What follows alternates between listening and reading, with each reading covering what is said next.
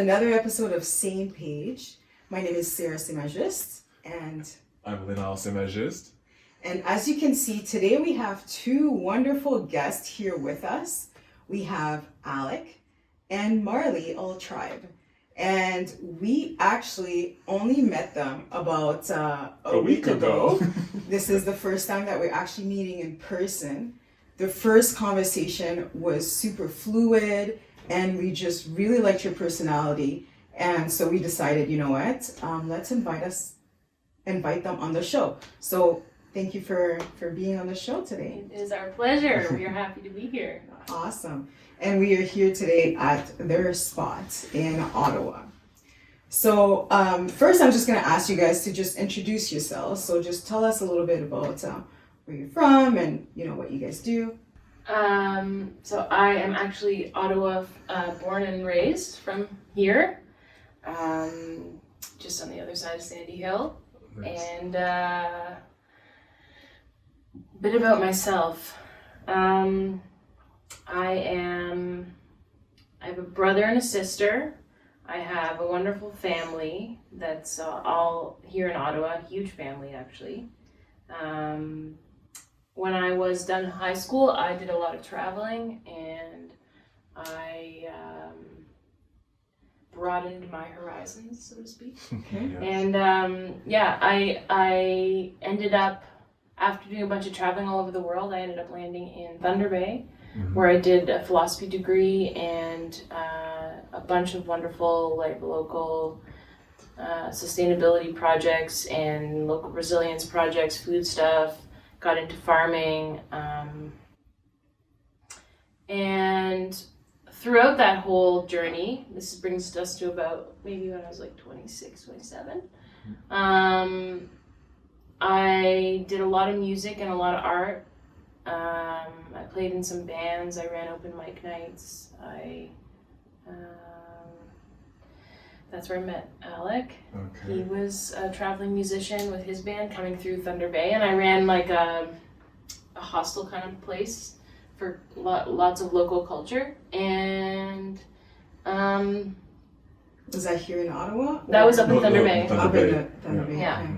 And I've always had a huge vision, huge ambition, and I've always seen, I feel like, the gaps in between the problems or issues that I notice around me. I always see like innovative ideas, how to solve things and how to connect people and how to, make the world better. And so I've always had a very strong burning desire to make the world a better place around me. And that has led me to many wonderful adventures. And now that has led to real estate, which is how we met. And we are very ambitious with that as well. So this is our house. We live here in Ottawa. Beautiful house. We have a small, wonderful baby. His name's Lyric, and he's sleeping upstairs. I should just make sure I can see him on the baby monitor here. I don't know what else to say. I have lots of ambition, lots of passions, and but I'll. Before Alec goes, I just want to know, where have you traveled? I've traveled all over Europe.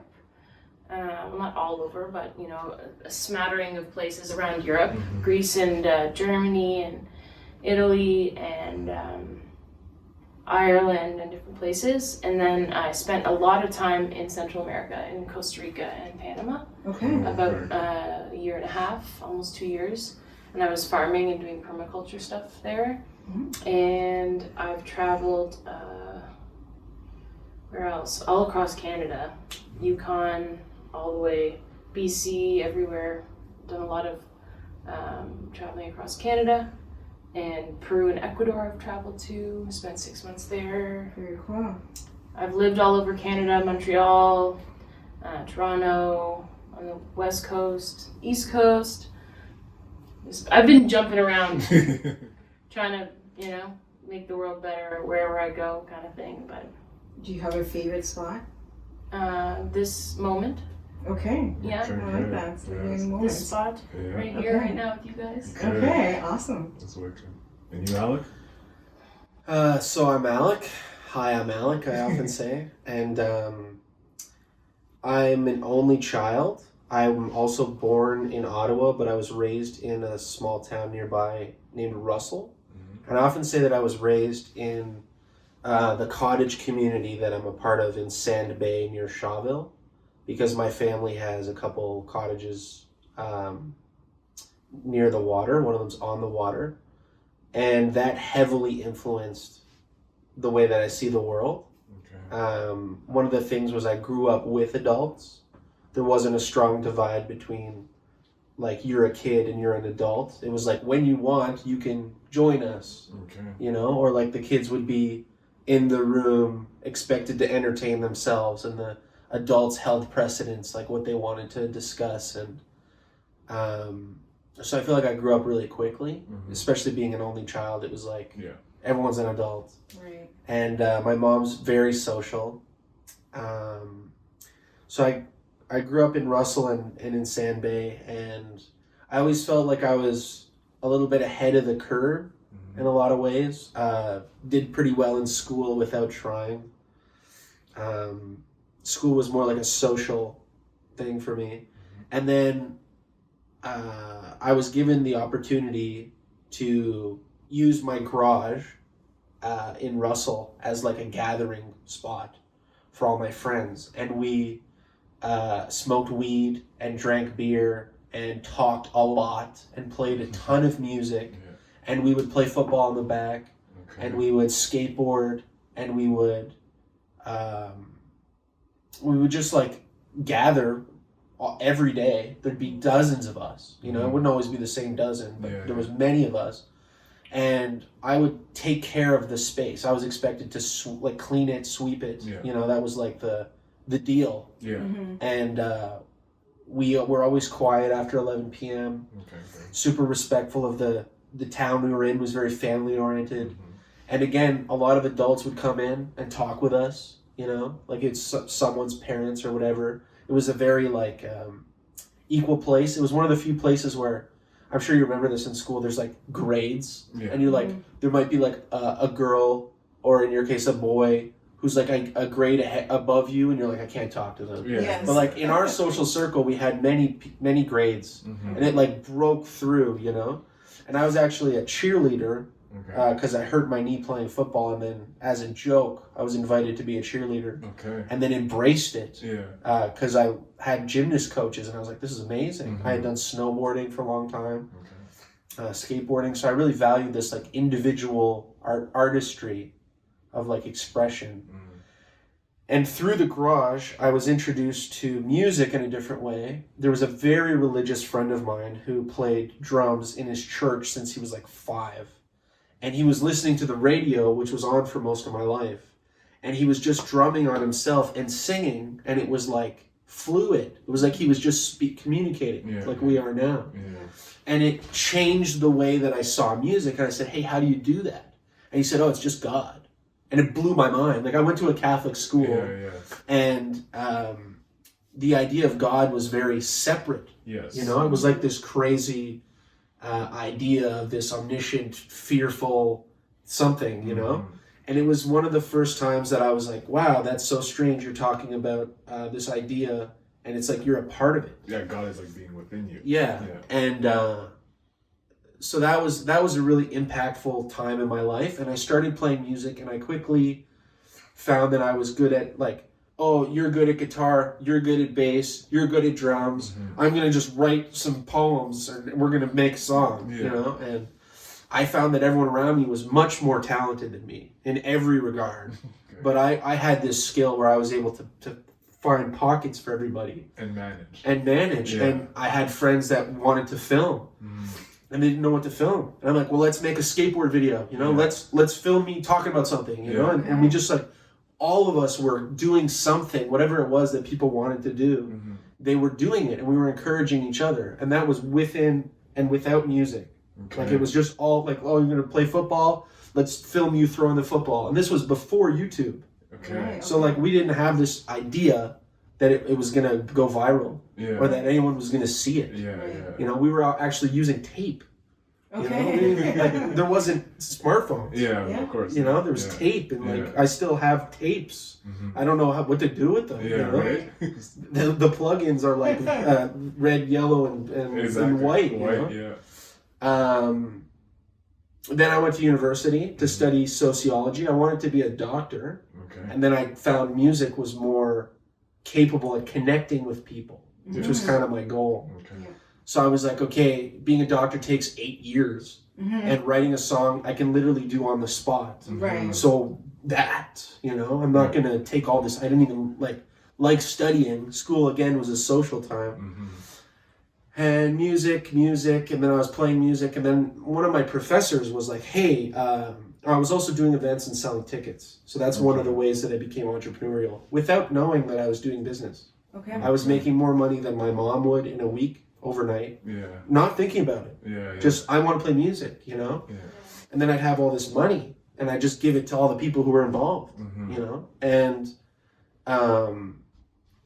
there's an important shift we'll talk about that happens when I started trying to make money, and Okay. things changed a lot. Okay. The change, like it was like the money didn't come at that point. Yeah. Yeah. Yeah. But anyway, we'll talk about how we met, which is I started working at Loblaws, like a minimum wage job, Okay. and I hated it. Yeah. And I wasn't going back to school, and I wasn't inspired, and I wasn't playing music. And a friend of mine said, listen, again, we'll talk about God a bit. He was sitting on the river at my cottage, and he said, I got this inspired idea. It felt like a voice. We need to travel, like across Canada. Yeah. We need to do it. And he told me, let's go. And I almost started crying. Yeah. And I had a friend of mine who had traveled the world busking. He was 10 years older than us, and he was playing a hang drum, and he told us, like, we can do this. We can play music outside and just make money. Mm. And I was like, that's weird, you know? Mhm. But he did it, so we Yeah. did it. And we left for a month was the deal. Mhm. We rented my friend's parents' car. We paid a deposit. Mhm. It was very like professional, you Okay. know? And we had the rule was to be back in a month. Yeah. Okay. Okay. And that was it. That's So the rule. where are we going and why? Yeah. We had this idea to do like a pilgrimage to this music festival called Shambhala. I knew nothing about it. And to get anywhere in Canada, if you go west, you have to go through Thunder Bay. Mhm. So while we were going through Thunder Bay, we were playing music on the street, and we were invited to this place called the Higher Love Hostel, Okay. which was her house. Okay. And they were super welcoming. They were like, you can just pick a spot on the floor, set up your tents in the back. Okay. Here's some food, Nice. you know. And her roommate or partner, friend that she did the business with at the time, was giving us a lot of explanation, like why they did the place, what their values were, Mhm. and it felt like we had found something we didn't know we were looking for. Okay. So that was like a really significant feeling. Yeah. Like, wow, this is important. You know, this idea of the Higher Love Hostel. I think she's gonna grab the sign. Okay. Yeah. So that was really important. And It's then hung over our door. yeah. Okay. That Higher I Love, love it. Higher Love Headquarters, Lovely. land of the audacious and free. Okay. That's That's really awesome. Yeah, so and then while we were there was a lot of people from Thunder Bay who came through, Mhm. and they at one point what blew my mind was one of their friends that didn't live in the house came into the house, and the phone rang, and he picked it up and he said Higher Love Headquarters, and I was like, you don't even live here. Right? Yeah. Like how is it? And he's like, oh, that's just how it works. Yeah. And so We we made a landline. That's how long ago this was. Yeah, seriously. yeah, a landline is when your phone is attached to it. Exactly. For the viewers. Yeah. So that was a major impact. And then we traveled. We went up to Tofino. Okay. We met some dude that worked with the Grateful Dead, and there was a whole psychedelic experience associated with that. And then we came, and then we were like running out of time. So we rushed back through, and at this point, another observable moment. We needed money. We weren't playing music for fun anymore. The money wasn't coming the same. So then it became more of a like pull. Yeah. So my job went from entertaining and singing to like, I need to pull money out of you. Yes. So it became more like singing about what you're wearing, how you look, where are you going, individual stuff, observing, communicating with people. And then we barely got back, and we went through Thunder Bay again, and we were like in Saskatchewan, and we're like, should we just try to get to Thunder Bay? Like, we don't have enough gas, like, let's do it, you know? Yeah. And we got there like 3 a.m, and we just went to Higher Love Hostel, and the front door was open, and we just slept on the floor. Crazy. And then we put peanuts on the ground that said The Way, so that That was the name of the band. now our Okay, band was okay. called The Way, and it was Okay. like a street sign where both streets were called The Way. And Okay. it's like this idea that everything is the way. Okay. And like there's energy. It's like a Taoist principle. Energy permeates through all things. You know, like the motion of the river exists. I like to talk about how the same waves exist in like the sand, the snow, and the water. It's like it's universal, right? So then Marley woke up in the morning and she found us there, and she said like, okay, it's really great that you guys are here. That's awesome. But I'm about to run a triathlon. You need to leave. When I'm back, when I come back, you need to be gone. Yeah. Yeah. And I also made a soup pot of oatmeal because there was like 7 or 8 of them. yeah. Okay. Boys and instruments everywhere. I was like, okay, what am I gonna make? I don't have anything to feed them with. I made like a huge pot of oatmeal like that big, Okay. and Yeah. rang a bell, and they all woke up. So just to like wrap it up from then to now was Okay. because that was about 6 years ago. Yeah. I was invited to participate in as a professional musician in the career with like BMG and or Sony. It was like a pretty professional conversation, and I found the terms of the agreement to be ludicrous. Okay. Like it was like extortion, Yeah. and I was already making my own money, so I was like, I'm not going to do this, you know. I'll do it myself. Yes. Right. And I didn't conceive how much more difficult it would be.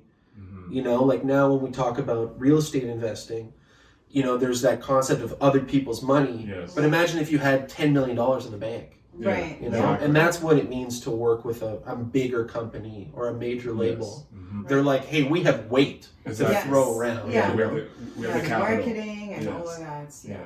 Yeah, but then as a young artistic kid, Yeah, you you don't think, think I didn't like even that. wear shoes for like a whole month. I was like, I know better. Yeah. You know, Right. which was an amazing concept. So then I spent many years really honing and focusing on what I wanted. And at one point I lived in a house with about 12 other artists, Okay. and I was paying for like a third of the house. Most people were contributing with like they were doing the dishes and cleaning, and Right. we were like we called ourselves the Way Collective. Okay. And we had, when we did a performance, there was people painting on stage, and we would auction off the paintings. Okay. We had all kinds of, like, it was almost like a little circus. And then a family member of mine died, I was really close with, who was very young, and it shook me. And I started like not sleeping, and my friends were like, hey, like, this house, you're harshing our vibe. It was kind of like that. You're harshing the vibe. Yeah. And it was a very existential time for me, because I was like, wow, I feel like I just needed a hug, you know? So then I ended up like leaving the house and thinking more about like what's important to me, and starting kind of over at that point.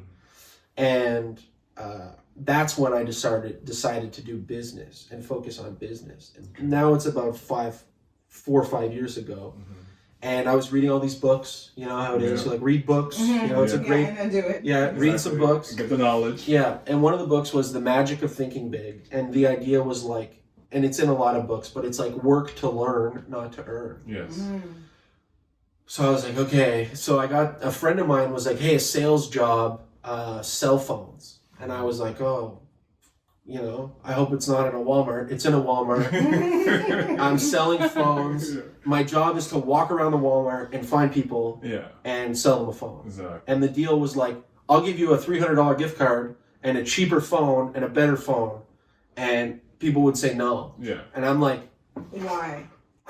you know, so then I learned what is sales and why, because I was selling myself. And the thing was like, do you like music? No. Do you like music? No. Do you like music? Yes. Come to my music. Exactly. Right. Yeah. But now it was like everybody needed a phone. Yeah. Everybody needed it. But like 1 out of 50 people was interested in what I had to say. So we learned all these tactics, like make a little paper that says you get a phone on it and give it to them. Yeah. You know? Okay. And then they're like, oh, thanks for the gift. And it like changes the dynamic of the transaction. Right. You know? Absolutely. It's just all the way you market it rather than, you know, the way you sell it rather than just, hey, you know, this is what I have. Exactly. Yeah. Right. So sales became a big thing, made a ton of money. Again, hated it. Summer happened. Walked inside, looking outside, it's a sunny day. I'm singing on the way to work. Walmart. I walk inside. I quit that day. Yeah. You know? Yeah. I was like, sorry, boss. You know, he's like, ugh.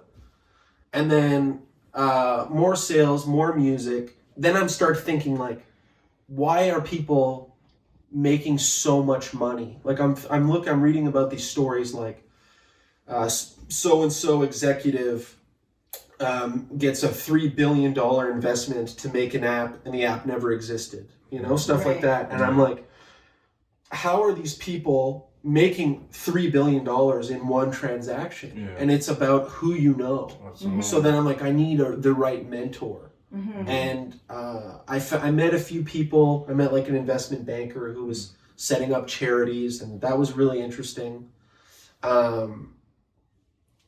And then again, family member, my dad this time, had a big stroke, existential crisis. I'm like, well, I'm way too focused on money. I wasn't spending enough time with my dad, Right. you know? Yes. So then I'm like, I'm just going to chill out, you know? And I go to my cottage and I start sitting on the beach and thinking like, what do I want? I want a partner, someone that's going to do all this with me. And then I'm on Facebook, like mindlessly scrolling, and I see her picture, and I have this great memory of her where she's a musician and super loving and all these things. But also I think, oh, she's a bit older than me and she's totally out of my league, you know? So maybe I'll ask her, like a mentor, what it could be like what am I to do next? Yeah, it was like, what is the purpose of life and existence kind of thing. Oh, It was like, really? Rather than asking her out, you're like, hey, be my mentor. So how did you guys come together? Is that at the point It's where... just then. So she's like, well, where are you? Right? And I'm like, well, I'm in the middle of nowhere. I'm at my cottage. And I thought she was in Thunder Bay. Yeah. And she said, oh, that's really crazy because I rented a cottage that's 5 minutes from where you are, No way. 2 days from now. And I was planning on going alone and burning all of my business plans. Because then I have this one business that I'm doing that's working, Yeah. and I want to just focus on it. Yes. Right? Okay. And she's like, do you think you could hold space for that? And I was like, oh, and I like wiped the chips off my shirt. And I think I tried to do a couple push-ups unsuccessfully, you know? And 2 days later, she came and picked me up. Yeah. And we've only been apart, that was 2 years ago, and we've only been apart a few days since then. That's Okay. crazy. Yeah. And what was that business specifically that you were going to focus on? Oh, I make ferments, pickles, and kimchi and kombucha and fermented foods, Okay. hot sauces and stuff. It's called Marley Loves Your Guts Okay, I like it. because it's all probiotic foods. Yeah. Okay. And yeah, I was just kicking that off when I met him, or we had met before, but Yeah. like when we exactly. reconnected. Reconnected. Yeah. And yeah, I was just like purging, you know, like I was just like trying to be fully into what I was getting into, and like I was actually burning a lot of the like stuff from High World headquarters Okay. because it was like this whole it's like, you know, when you have a dream and you put all that like emotional stuff into it and then it doesn't like work out the way you think, and so I was trying to like just move on from that, Okay. Okay. but also like just turning over a new leaf or whatever. So Now one thing. Sorry. I know. Now one thing that you mentioned, you want to change the world. yeah, Right. still want to yeah. want to change the world. Yeah. You want to connect with people. So how did you guys find the courage to live your truth, like either through as artists and eventually through the real estate? I think we both had experience living with almost nothing. and we were okay with that. You know, like we were willing to live like a frugal life in a barren location, and that would be our way to change the world. Like we could just live stream from a van. Yeah. You know, and it took a lot of us, like we're still dream building, but it took a lot of us like sitting down, like I briefly mentioned how we got this house, but like making lists about like what do we want and like what can we have soon and like figuring it out, you know? I would add to that, like I think what Alex is saying is that like, I think a lot of people compromise their dreams for comfort. Yes. They're scared of change, they're scared. Yes. And both of us have existed for many years, like decade, right on the other edge of comfort. Yes. Like really uncomfortable. Yeah. In by the definition of most other people. So we're really comfortable on that edge, and so there's really no reason to sacrifice our authentic path. It feels like a lot of the time. And I would also say that like the few times that I felt like I was not true to myself, even for like a week or whatever, like I took a job and I was like, oh no, this is no, you know, like it's so visceral, the reaction that's like, that's not for me. Right. That it's like really easy to keep going on what is for me. Yeah. And you know, that has a cost. The cost is like what people think and what society expects of us, and friendships and discomfort. Right. What else? What are other costs of that? Well, what I was thinking of that's separate from what you're just saying is we do have comfort, and it's with each other. Okay. Right. So like although we push each other to be uncomfortable back and forth within like a safe limit, we're always there to support each other. So like since we've been together, we've failed. We had a business that failed. It was a co-working space, Okay. and we were about to open a co-working space right before the pandemic. Oh yes. Okay. So we lost a bunch of money that we invested, and it broke a few like relationships of people that were heavily invested, both time, money, emotionally. Yeah. We were very dedicated to it, like months of our life, just like completely immersed in building this. It was just right here on the corner of Rideau. Oh really? Right. And it was like a creative hub for artists and creators to like innovate and work together and be entrepreneurial and get content, like basically a content building hub. So we were gonna have like cameras everywhere. We were gonna have we had a recording studio built in the basement, like all kinds of stuff like that. Yeah. So this show, for example, would have benefited from a space like that because you could have just walked in. Right. And sat down. And filmed. Exactly. Yeah. Yeah. We would have like places like cameras just wired up to go, and like a Okay. kitchen with like cameras wired up to do cooking shows, and like That's a green really cool. screen and like all sorts of stuff. A place to film like yoga and you know, personal training stuff. It was like a whole thing. But Very cool. I really admire that in you guys, actually both of you guys, because the majority of the people that you meet, right, whether they have a certain idea, they'll talk about, oh, you know what, I really want to do this, but I'm going to do this then, right? There's always like a future sort of, maybe a date or a vague date where they want to start it. But from what I'm hearing from you guys is that the conventional way, in the sense that the way that everybody does it, the 9 to 5 and all of that, or what people expect of you, was never really an option. It's like, you're like, this is my truth.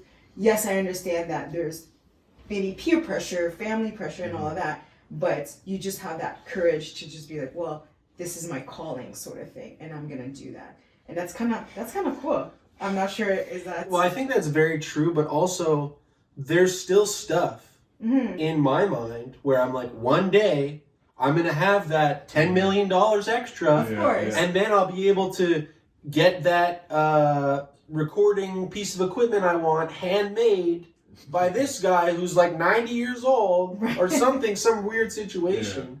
But what's really interesting about this co-working office was we had a friend of ours that was interested in politics, and him and I are very close. And we saw the for rent sign for months on this place, and I thought, man, this is some prime real estate. Of course. And we should really do something here. And we were doing the real estate investing. Yeah, we've been already mentored by Alfonso for a while. Okay. And I thought, like, wow, it would really give us some clout or some credentials if we had an office on Rito. Yeah. So I was like, it's going to be an office space. And then for the first month, I just went there every day, right early in the morning, had my coffee, read the Financial Times, wore nice clothes, read books, you know, and there was someone brought us a couch. There was a couch. I bought a few things like a garbage bin or whatever. And it was in that first month that we conceived the rest of the idea. Okay. So it was really like an example of like leap first. And then kind of build your And then wings. figure it out. Yeah. Yes. Okay. So talk to us about the catalyst that led you to real estate investing, right? Because you guys talk a lot about being an artist and songs and songwriting and all of that. So what led to that and how? Oh, it was a very slow, and then picking up pace. But I would say that I started putting myself out there, trying things, having an idea, doing it. I'll speak personally for myself, and failing, and okay, next thing, you know, like, oh, I know, you know, this is the thing. Oh, I love. That's what I'm saying. Peace out. And then, you know, that failed, and then and then looking and being like, okay, why, like, and then realizing it's like it's a resources thing, like I'm not taking care of money as a relationship in my life. I don't have a relationship where I care for money. I kind of feel like money is evil, or money is this thing that's like unnecessary, you know, Right. or it's just like a dirty thing. It's like I don't need money. Like Right. all these ideals that I value are super like beautiful, and money's not one of them. You know, Yeah, that was yeah. kind of where I came from as an artist and as a musician. And I started really turning that around, like I would say about 5 years ago, before Alec and I even got together. But I started doing the work to kind of like reframe that and realize, like, wait a second, like I can't really think of anybody better to be super wealthy than me, because I have all these amazing ideas, and like I know if I had money to throw at these visions I have, Yeah. like the world would be so much more awesome, you know? So starting to realize that I had a lot of work to do with the money blueprint that I had, and I had a lot of growing and learning around just the skills to acquire and hold and make money work for me, but also like just changing my subconscious beliefs about money, because I really had a lot of scarcity, and I just had a very different attitude about it. Yeah. So realizing where I like, yeah, that's where it started for me, changing it around. For the real estate investing. I think if you're not really taught that money can be a tool when you're young, you think of it as like a way to buy materialistic things. And if you're not very materialistic, you might be like, okay, well, I don't really need it, right? But one thing that we started realizing, and maybe me a little bit later than you, but money provides freedom, right?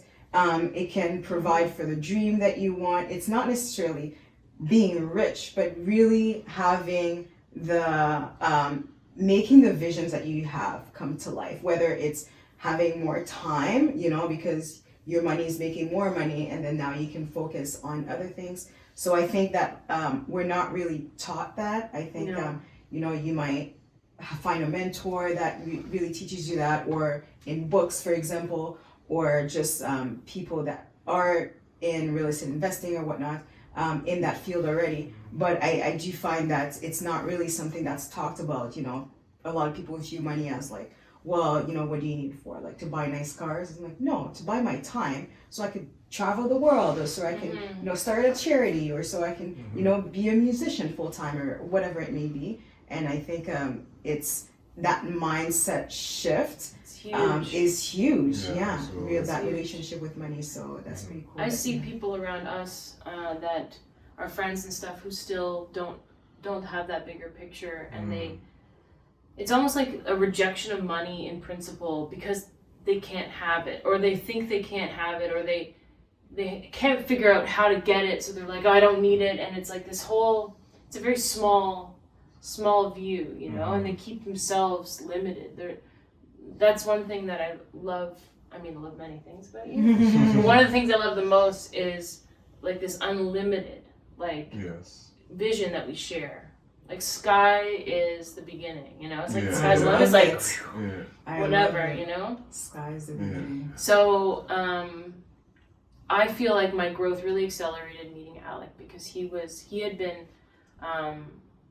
reading and learning and doing all this stuff to prepare. Oh, Lyric's waking up. I had started trading I'm cryptocurrencies. gonna go check on him. Okay. No worries. Yeah. Yeah, I had started trading cryptocurrencies like 4 years ago, and I've lost a lot of money doing it because I was careless. But one day I made a return of over 1,000%.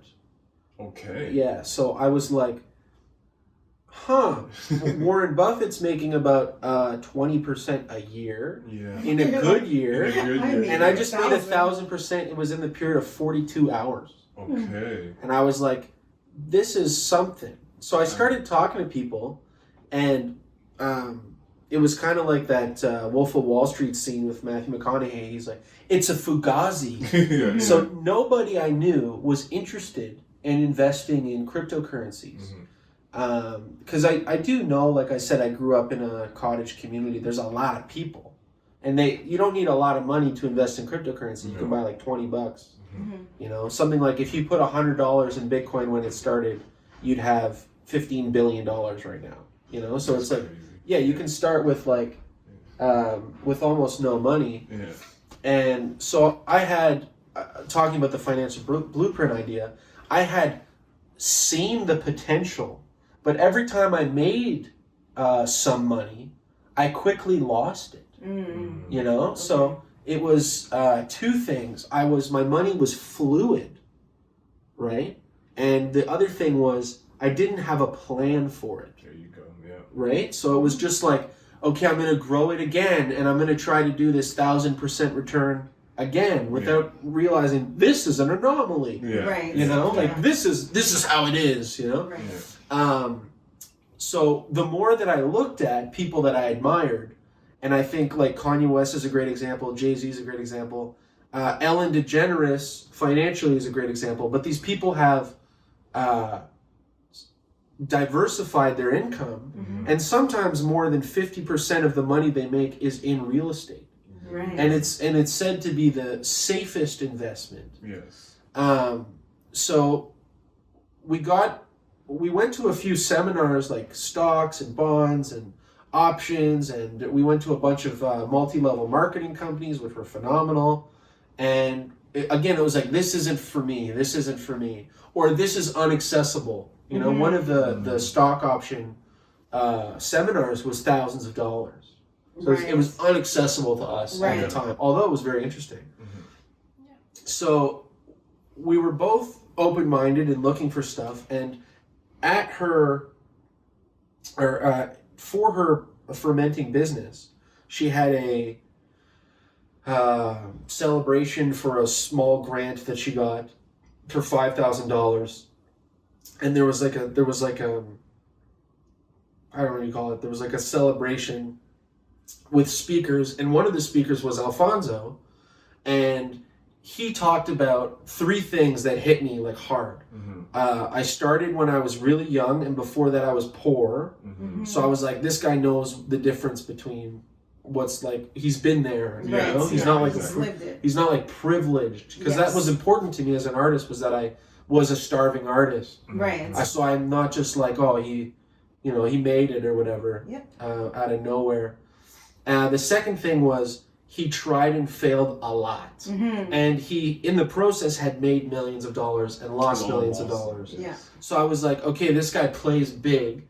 And then the third thing he said, now I just do real estate. Okay. And I will never do anything else again, because for sure this is the best thing. Okay. And I was like, that fucking guy, that's the mentor that I've been looking for years, Yeah. you know?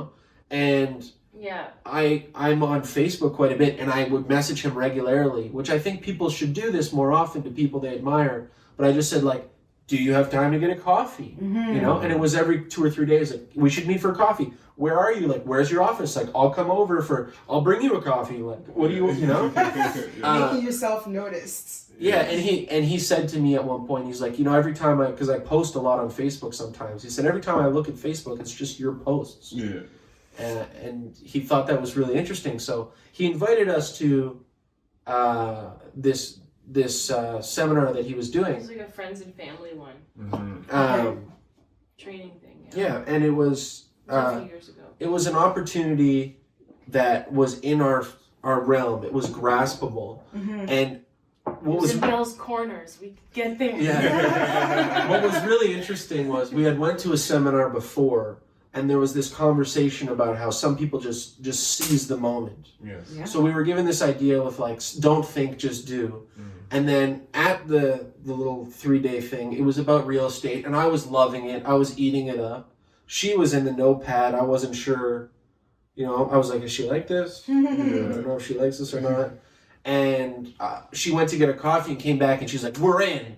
And I was like, oh my God, that's amazing. So it was really like we're looking for something, we're looking for something, we're looking for something. And then we had sort of a criteria, It has to be big, it has to be solid, and it has to be something we can learn, scalable. Yes. Okay.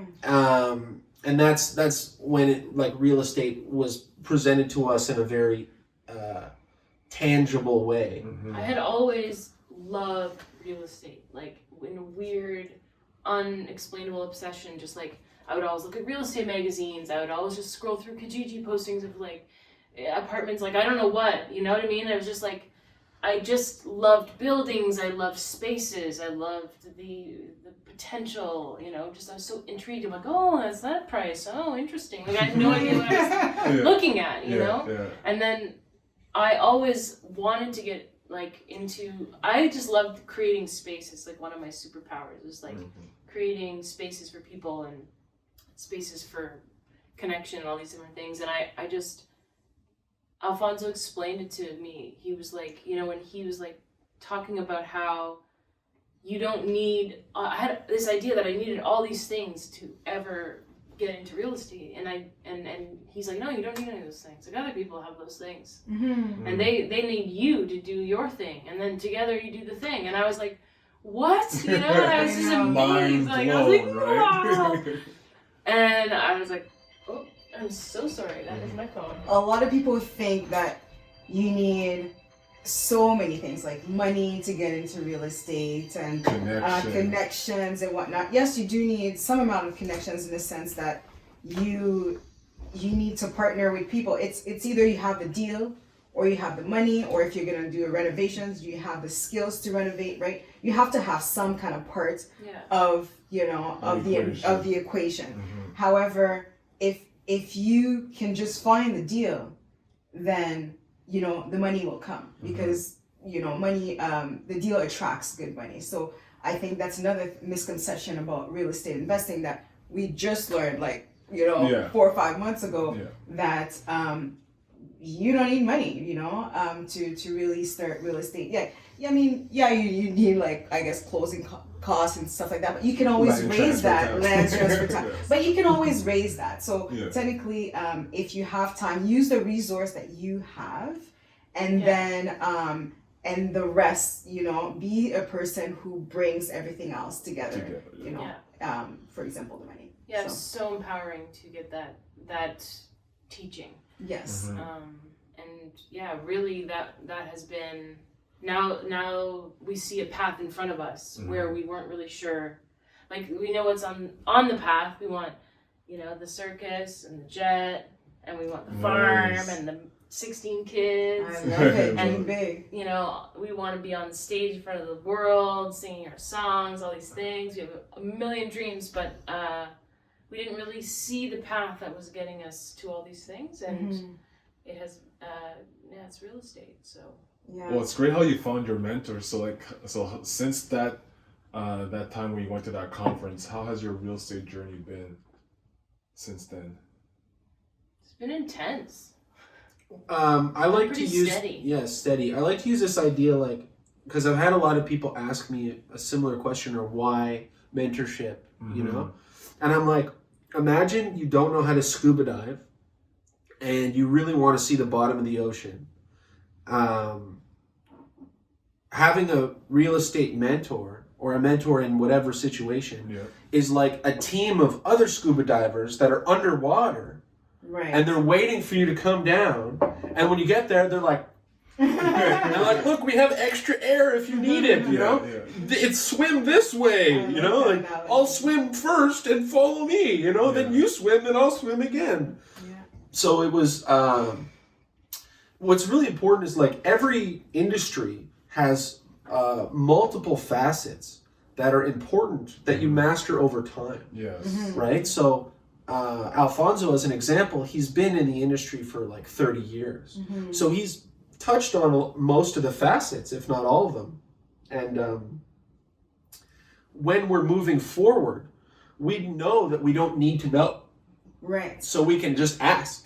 Yes. Exactly. Yes. So like, okay, for example, we're closing on a property and we had questions and we're like, where do we get this information? And he's like, oh, the notary has that information. So just call and ask, And we're like, great. So like all of this wonder and all of this could be worry, all of this doubt or ignorance dissipates. And now all I need to do is make one phone call. Exactly. Yes. So it's not about what you know, it's about who you know, or finding who has that information. Yes. Yeah, because a lot of people get stuck in, well, I need to know this. Well, I need to know how to find a deal. I need to know, where to find the money. I need to know.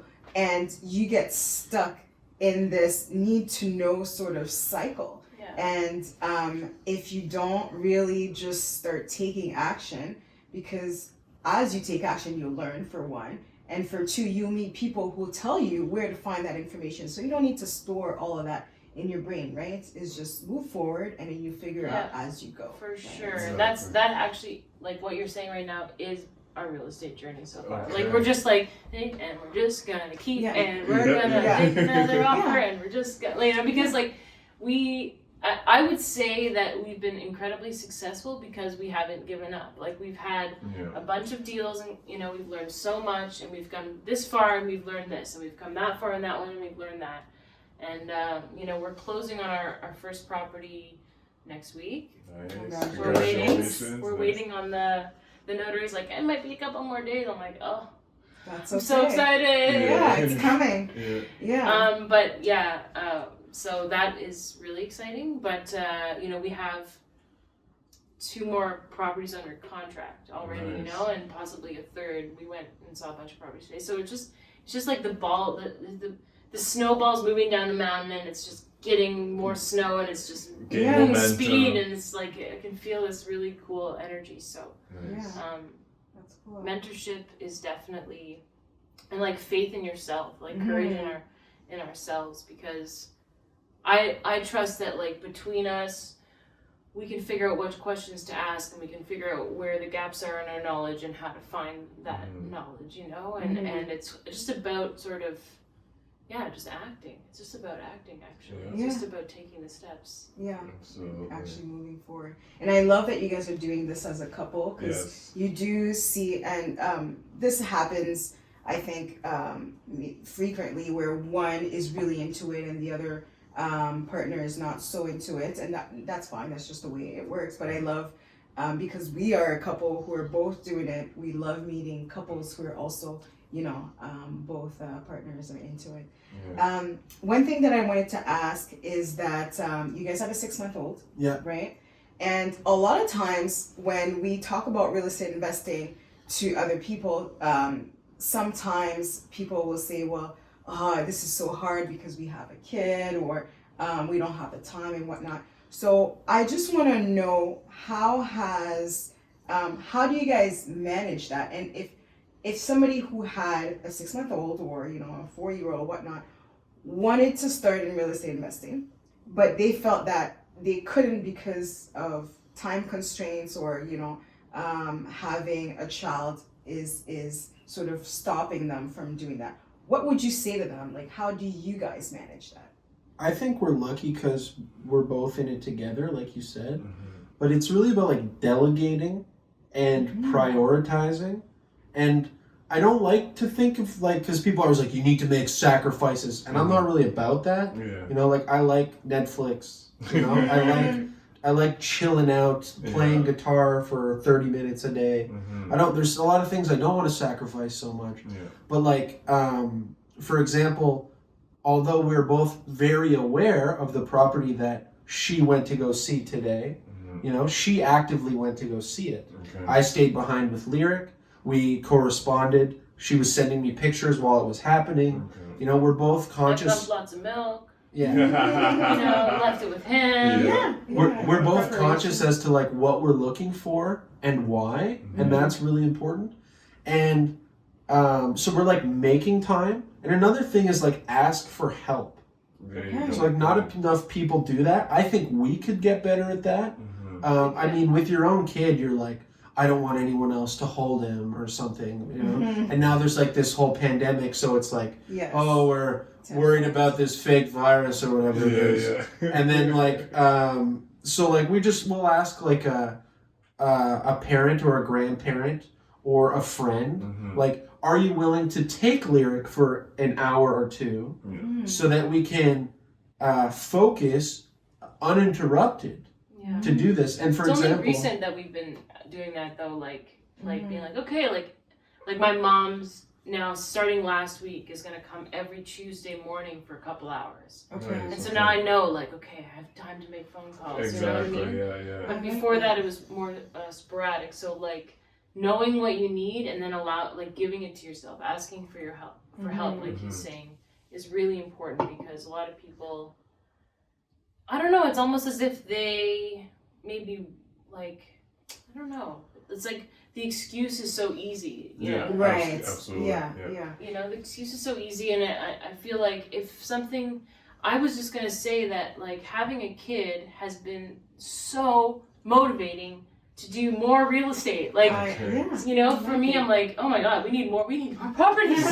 We need way more properties than we have. You know what I mean? I'm just like, that's how I feel like we gotta get on this. So like, I'm stealing the time, I'm like, Lyric's like having a 45-minute nap. I'm like on the computer, like, what's the biggest building and the many doors I can find, So like for me, that it's incredibly, it's like lit a huge fire for like, we want intergenerational wealth. We want a legacy, like portfolio of properties that we never have to worry about anything for any of the kids, I like So we want to have a big family. So like, I don't know. On the one hand, yes, it's like I find having kids is actually a gift of focus. It's like a laser beam, It's like, okay, none of this is important anymore. I'm just like, it's time to like one brick, and we're just gonna build this foundation up for the family, And so that's kind of like I'm finding that energy with a kid. So I love it. I love how you're using that more to fuel your fire rather than as an excuse. Well, Your I don't crutch. have, yes, Yeah. as opposed to your crutch.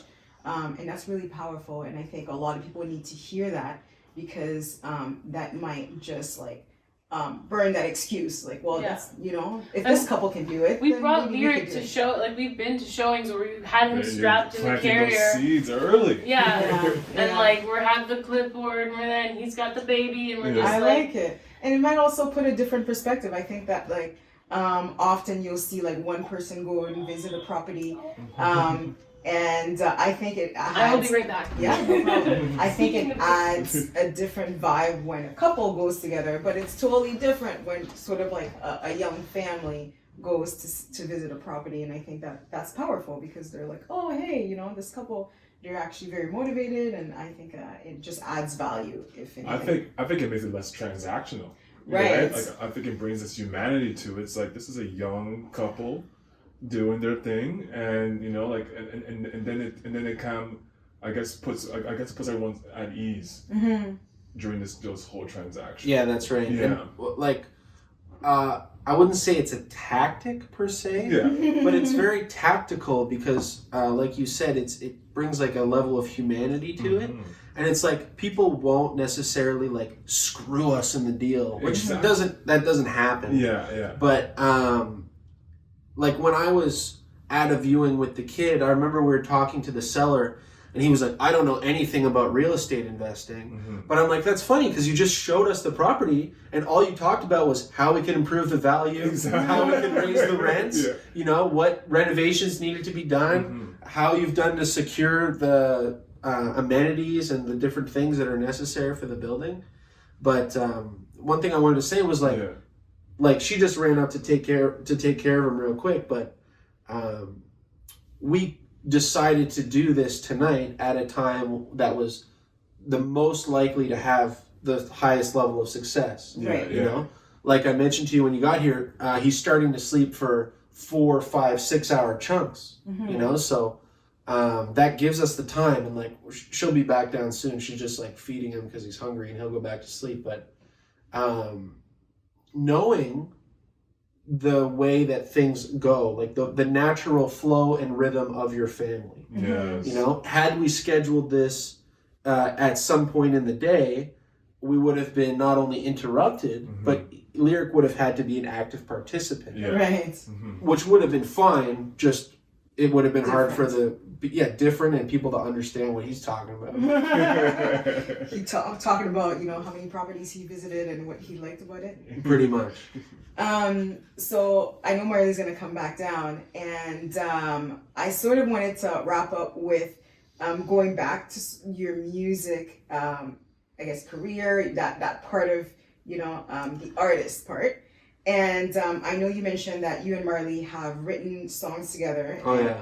And I'm curious to know, first of all, what is your favorite, if you guys do have one?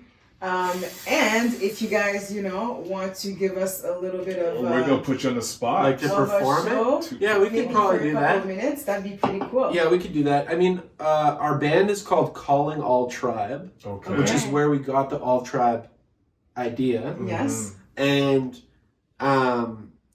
something that we shared was that we had this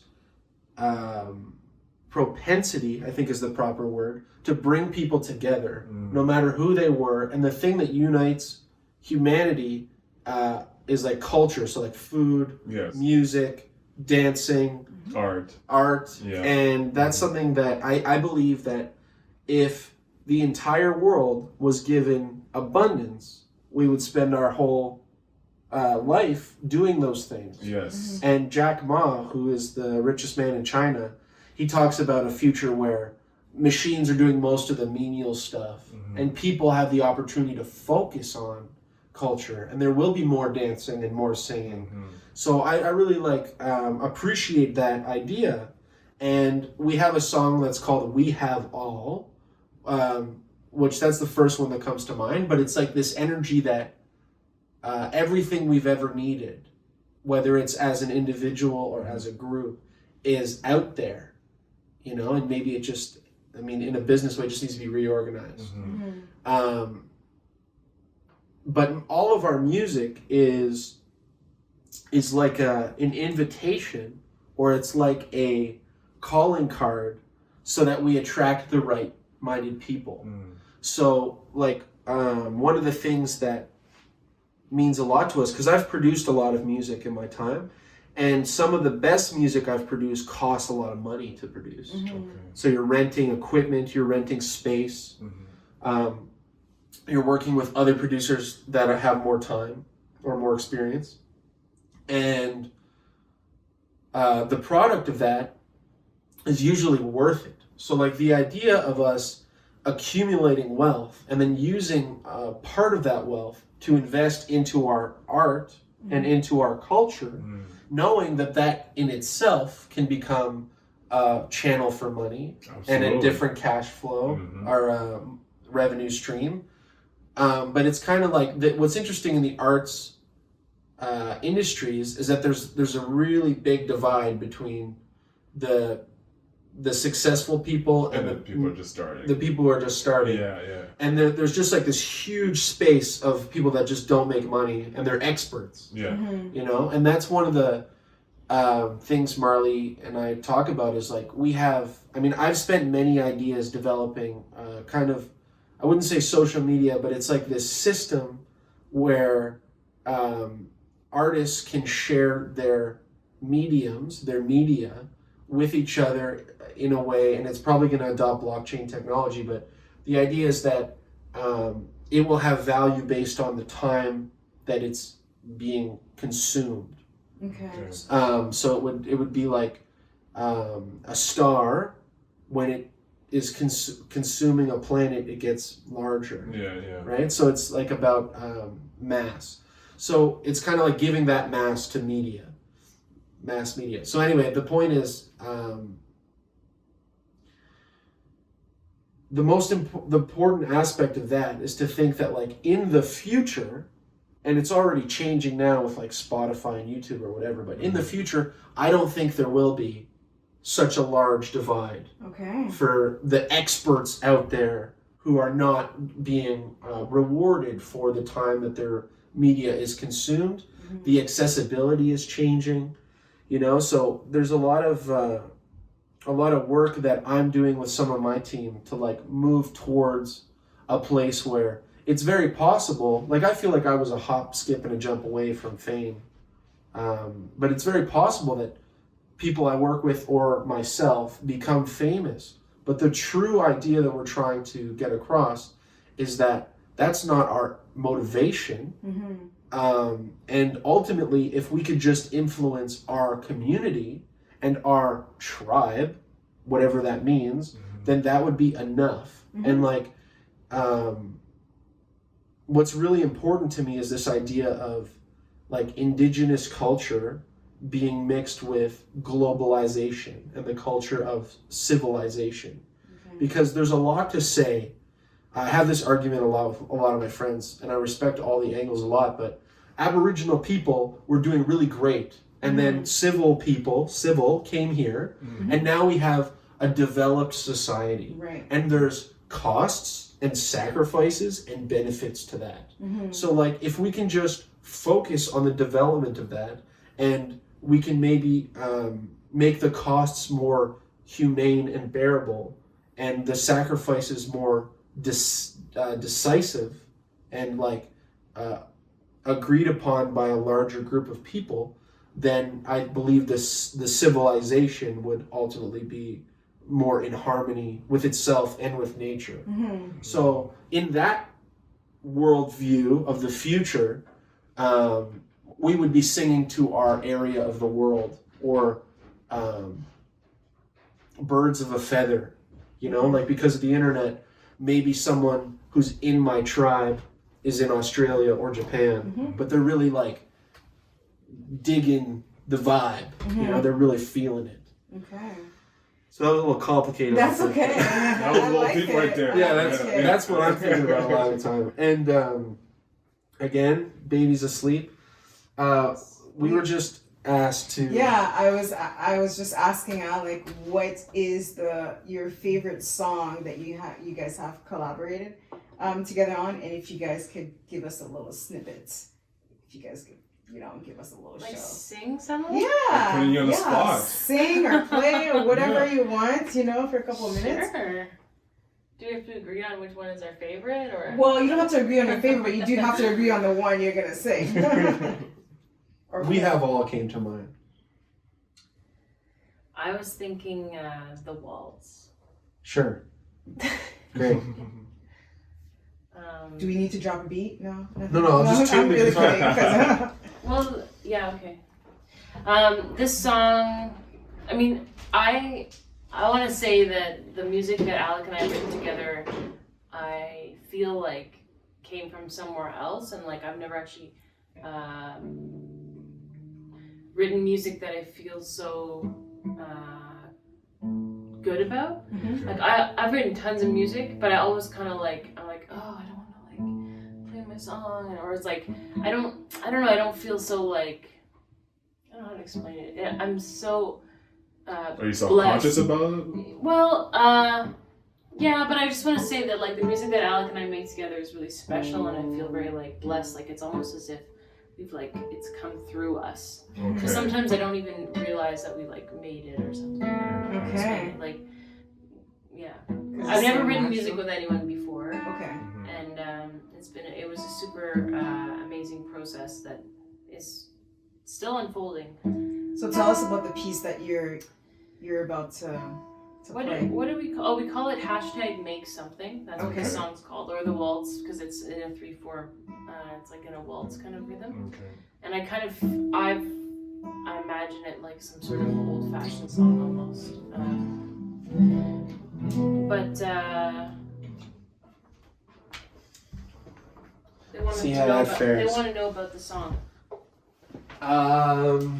Well, this is really interesting. So she was saying she hasn't written with other people. The way that we wrote together was really special because it started with the vision, it started with the idea. And I found that Marley has a really, really phenomenal ability to formulate music, which isn't really an area where I felt I was lacking, but I really respect and appreciate her mastery at that thing. And she said one of her challenges was lyricism, sometimes just getting it started. Whereas for me, that was something that I was prone towards. Like when I started playing music, that was what I started with, right? Mhm. So I just took a notebook and I would sit down and I would say to myself, like, I'm gonna write a song. And then within 2 or 3 minutes, I had the page filled out. Okay. I would often have a very, very small idea as to what it would sound like, but I tried not to. I would just give it to her and see what she did. Okay. And in this case, the song came out in 3/4 time and a lot slower than I thought. Like, I always think like, oh, everything's got to be, Yeah. know? And the song developed this really ominous beauty to it that I felt in the words, but now is like undeniable Okay. in the presence. So when you say formulate, do you mean by creating a melody? Like for someone who's not a music person, what do you mean by when you formulate a song? Was that Yeah, I think it has a Entail. lot to do with the progression. okay? Yeah, it's the notes, it's the song, it's the progression, it's the cadence. Okay. Basically, I would say to him, write me a song, and it would come through on like paper. He'd write words and all these things and ideas, and then he'd give it to me and he'd say, write me a song with what I had. Like we'd have this thing where, and I would just, and he spoke a lot. Before this happened, he was talking a lot about like process and like improvisational music, because his band The Way did a lot of improvisational music. And I was really trying to like embody, like just let it happen, like, because I'm very like, I would get very analytical about my music. So I was trying a different way. Like he was introducing me a new idea and I was trying it. And this is kind of like our relationship, I feel like, because he, as he said, like we push each other, you know? And so, yeah, that our music felt like that. We were pulling it out of each other, kind of thing. Okay. Okay. Yeah. Let's hear it. Do you want to play anything? Drums or something? Egg shaker? Lyrics, toys, they're all. I even noticed that drum. Right.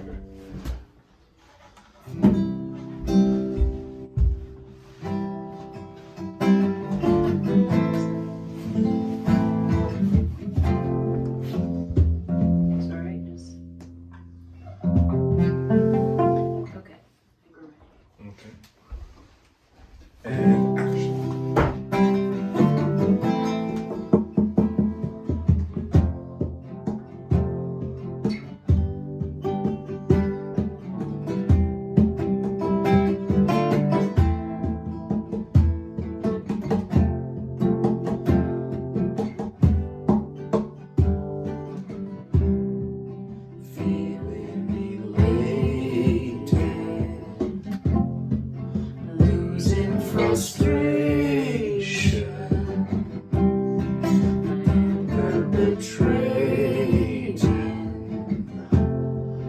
tone of the nation. I wanted a moment. I know now who owns it. My favorite ties burst open the skies, and my tempo will run. I wonder for how long will they sing our song after we're long gone? Is that so wrong? 'Cause I'm starting to see more of my dream benediction becoming routine. So I'm trying my best to capture these things and make something of it. Make something of it. We'll create something we want to see. I'm grateful for people who don't think it's evil, but they've been deceived by the image received, so they look up to me. We fix and we toil, burning the oil. Tickets to heaven from 7-Eleven. We know where we're headed.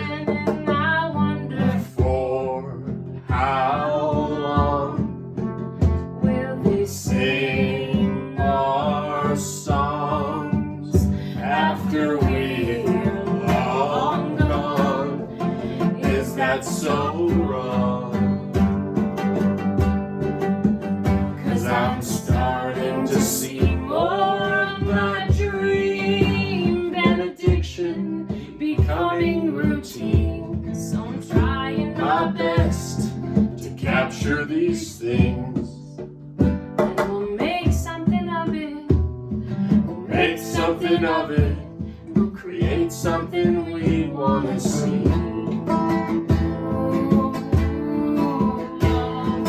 Tailor to measure me slow, 'cause I still have some more room to grow. But I got the right team playing with me. So we'll make something of it. We'll make something of it.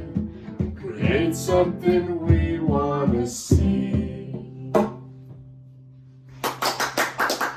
That's awesome. That was amazing. And there's so many like layers to that song, especially the fact that you're talking about creating a legacy and like having obviously you're creating a song that you're hoping that when you're long gone, that people are playing and people are keep repeating it. Like that was powerful. That was great. I love it. I felt it. Thank you so much for blessing us with your music Please, and yes. allowing your Pleasure. viewers to, get a snippet of. That was more than a of your- snippet. Yes. Well, I It's like our life story. Exactly. Yeah, that was more than a snippet. But you're embodying that song by capturing what you can and making something of it. Yes. Yeah. Because Like you this may, moment. Like, Yeah, absolutely. You know what I mean? Yes. Like that's what it's all about. yeah, we wouldn't Yeah. have sang that song tonight, Yeah. and people wouldn't have heard it, and someone, hopefully more than someone, will decide to change their lives. Decision is really important. They'll decide to change their lives because they see that we have and you have, and together we will continue to, so it's really important what you're doing, and it's our honor to really be involved, and I can't wait to see the next one. All right. Yeah. Well, thank you for hosting us. And It's thank- at your house. At your yeah. house. And thank you for Cosmic having Love us. Harbor. Exactly. Yes. And I really I'm a person that I really feel energy, so I'm really feeling the energy right now. So on that note, thank you for joining us. Yes, and you guys will always be special in our hearts because you're a first guest. there'll be many more after, but That's you know, Because we'll it'll be the always first. remember this one. So hopefully this is the catalyst to Exactly. other Yeah. people being on our show. Wonderful. So we really appreciate the Yes. conversation today. And so for viewers, so don't forget to like, don't forget to comment, and let us know what you think about this episode. And we'll see you guys next time. Take care, guys.